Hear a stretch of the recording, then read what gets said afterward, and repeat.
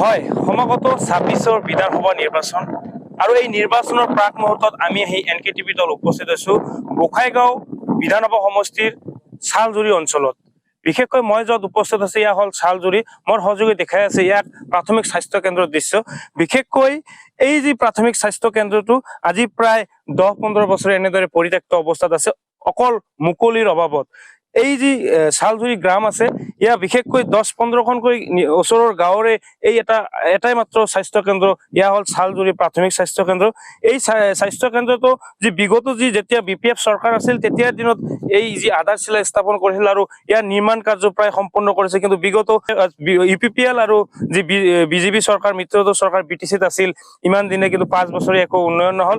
বিশেষকৈ ক'ব লাগিব গোসাইগাঁও বিধানসভা সমষ্টি আজিলৈকে কিন্তু উন্নয়নৰ মুখ দেখিবলৈ পোৱা নাই এই অঞ্চলৰ ৰাইজে। মই পোনে ৰাইজৰ লগত কথা পাতিম যে যিহেতু দেখা গৈছে যে আজি বিধানসভা নিৰ্বাচন প্ৰায় কাষতে আহি গ'ল, আজিলৈকে আপোনালোকৰ স্থানীয় বিধায়কে কেনেধৰণৰ সমস্যাবোৰ চাইছিল বা আপোনালোকে এই যি সমস্যাবোৰ বিধায়কগৰাকীক অৱগত কৰিছিল নে কৰা নাই? এই নিৰ্বাচনৰ পূৰ্বত প্ৰতিশ্ৰুতি পাই আপোনালোকে বিভিন্ন ধৰণৰ, আজি কি ক'ব, কেনেকুৱা ধৰণৰ পৰিৱেশ এই চালজুৰি অঞ্চলত? হয়, সঁচাকৈ মোৰ নাম চন্দন হাঁসদা আৰু মই এই চালজুৰি গাঁওখনৰ মই এজন ছ'চিয়েল ৱাৰ্কাৰ হিচাপে আছো। আৰু আমি দেখিবলৈ পাইছো যে যিহেতু বহুতো দিনবোৰ পাৰ হৈ গ'ল, তেনেকা বিধানসভা আহি চলি যায় আৰু এইবেলিও আমাৰ যিটো বিধানসভাখন সমাগত অৱস্থাত আছে আগন্তুক আমাৰ এই চালজুৰি গাঁওখনৰ যিমানবিলাক সমস্যাবিলাক আছে বিভিন্ন সময়ত, তেনেকৈ ধৰক ইয়াত প্ৰাথমিক স্বাস্থ্য কেন্দ্ৰ আছে, এইটো যোৱা 2013 চনতে নিৰ্মাণ কাৰ্য হৈছিল, আধাৰ স্থাপন কৰা হৈছিল আৰু নিৰ্মাণ কাৰ্য সম্পূৰ্ণৰূপে গঢ়ি তুলিছিল। কিন্তু আজিলৈকে সেইখন আমাৰ প্ৰাথমিক চিকিৎসালয়খন ডক্টৰ আমি আহিবলৈ দেখা নাপালো। আমি দুখ অনুভৱ কৰিছো। দেখা গৈছে দাদা, আপোনালোকৰ ইয়াত পূৰ্বৰ বিধায়ক আছে জিৰণ বসুমতাৰী, ৰানিং MLA হয়, তেওঁ আপোনালোকৰ খবৰ কানি লৈছিল লোৱা নাই? ই আমাৰ এবাৰো আহি পোৱা নাই, ইয়াত কোনো খবৰ লোৱা নাই যে কি অৱস্থাত আছে। এইখন তেওঁৰে অঞ্চল, কিন্তু আমি আজিলৈ দেখিবলৈ পোৱা নাই।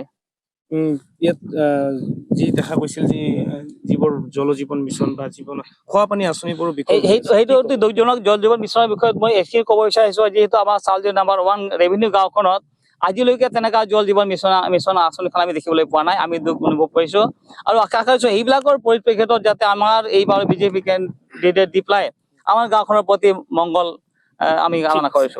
ধন্যবাদ থাকিল দাদা।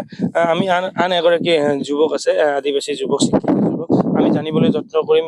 দাদা, নিৰ্বাচন প্ৰতিবাৰ আহে, বিভিন্ন প্ৰতিশ্ৰুতি পায় আপোনালোকে, এইবাৰ বিধায়কগৰাকী কেনেকা পাইছে আপোনালোকে আৰু কেনেকা ধৰণৰ বিধায়ক বিচাৰে, উন্নয়ন কেনেকা হৈছে আপোনাৰ গাঁৱৰ? হয়, সঁচাকৈয়ে আমাৰ এইখন 1 নং গোসাইগাঁও সমষ্টিৰ বিধানসভা সমষ্টিৰ আমাৰ আণ্ডাৰত আমাৰ চালজুৰি গাঁওখনত মোৰ নাম গ্ৰীষ্ম মাৰ্ডি। সঁচাকৈ যোৱা 15-20টা বছৰত আগতে ইয়াতে BTCত বা অসমত BPF চৰকাৰ যেতিয়া আছিলে, তেতিয়া আমাৰ BPFৰ পৰা MLA আছিলে মাজেন্দ্ৰ নাৰ্জাৰী। তাৰপিছত আকৌ যোৱা 5টা বছৰত আমাৰ UPPL দলৰ জিৰণ বসুমতাৰী ডাঙৰীয়াক আছিলে ইয়াতে। তেতিয়া আমি সঁচাকৈয়ে আমি এখন চালজুৰি এৰিয়াৰ মানুহ আমি যথেষ্ট আমি সহায় কৰিছিলোঁ বা আমি ভোটো প্ৰদান কৰিছিলোঁ তেতিয়া।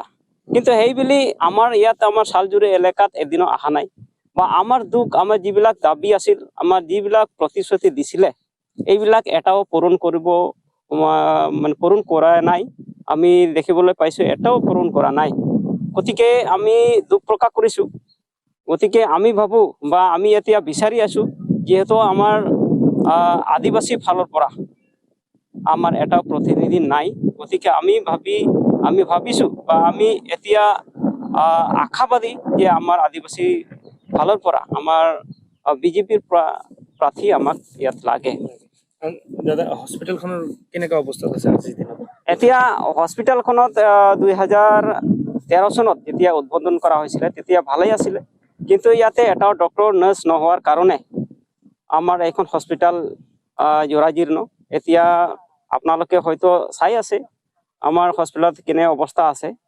গতিকে আমি ভাবো এতিয়া যদি আমাৰ আদিবাসীৰ ফালৰ পৰা যদি বৰ্তমান আছে আমাৰ অসীম হাজদা ডাঙৰীয়া প্ৰত্যাশী, এতিয়া যদি টিকেট পায় বা প্ৰাৰ্থিত্ব পায়, যদি আমাৰ কাৰণে যদি আমি জিকাই দিব পাৰোঁ, তেনেহ'লে আমাৰ কাৰণে নিশ্চয় ভাল কাম কৰিব, এইখিনি জৰাজীৰ্ণ যিটো আছে সেইটো পূৰণ কৰিব আমাৰ আশা আছে। হস্পিটেলটো হলে ইয়াত কোন কোন গাঁৱৰ সুবিধা হ'ব? এতিয়া চাওক আপোনালোকে 3টা চালজুৰি আছে, 1, 2, 3। তাৰপিছত কান্দনাপাৰা 1, 2, কান্দনাপাৰা, কানুপাৰা 1, 2, এইফালে বদিয়াগুৰি 1, 2, এইফালে বাৰজাবিল 1, 2, চামদাসগুৰি, এইখিনি গাঁৱত আমি উপভোগ কৰিব পাৰিম। আজিৰ দিনত এই যি সমস্যাবোৰ বিধায়ক গৰাকীতো অৱগত কৰিছিল নে কৰা নাই আপোনালোকে? হয়, আমি কৰিছো, আমি বহুতবাৰ কৰিছো।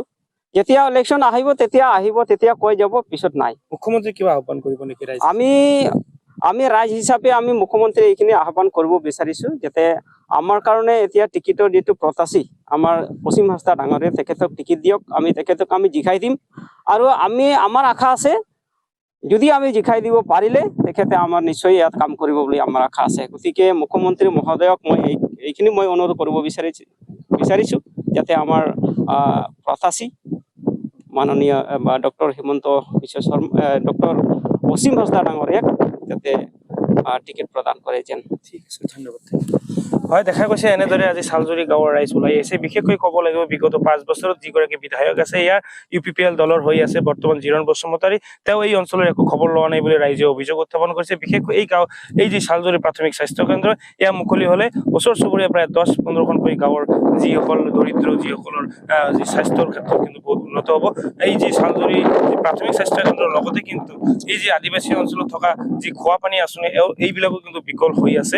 বিশেষকৈ ক'ব লাগিব, আজি উন্নয়নৰ মুখ নেদেখা ইয়াৰ চালজুৰি যি প্ৰাথমিক স্বাস্থ্য কেন্দ্ৰ বা তথা এই অঞ্চলৰ ৰাইজ কিন্তু একেবাৰে উন্নয়ন মুখ দেখিবলৈ পোৱা নাই। তেওঁলোকৰ দাবী যে এইবেলি যিহেতু সমাগত বিধানসভা নিৰ্বাচন আহিছে, গোসাইগাঁও বিধানসভা সমষ্টিত আদিবাসী যি ভোটাৰ, এয়া কিন্তু দ্বিতীয় বৃহৎ ভোটাৰ হিচাপে পৰিগণিত হৈ আছে। বিশেষকৈ এইবেলি আদিবাসী এজন জনপ্ৰতিনিধি বিচাৰিছে এই অঞ্চলৰ ৰাইজে, আৰু এওঁলোকৰ যিসকলৰ যি উন্নয়ন হোৱা নাই অঞ্চলবিলাক, নিশ্চয় উন্নয়ন কৰিব বুলি এওঁলোকে BJPৰ যি প্ৰাৰ্থী বিচাৰি আছে গোসাইগাঁও বিধানসভা সমষ্টিত।